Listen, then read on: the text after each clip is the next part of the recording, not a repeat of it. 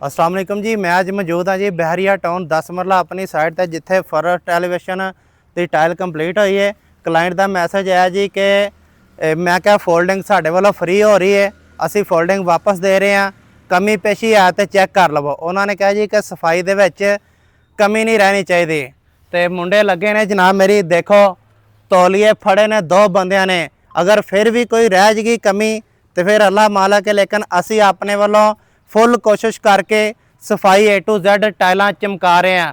क्यों भी शहजादे ठीक कर रहे हो, दिल नाल काम कर रहे हो, बस वैरी गुड कर दो। थल्लों उत्तों तक रहन सारियां इस तरह राउंड दे विच टाइलां टोटल चमका दो। लो जी, इत्थों फ्रंट एलिवेशन शुरू होया, इत्थों इंज शुरू होया, उपर गया टैरस ते, टैरस तो इंज चलिया सारा इत्थे, उतों थल्ले लैके आओ और उस तो बाद इत्थों दोबारा शुरू और सारी A to Z boundary wall जी। ठीक है।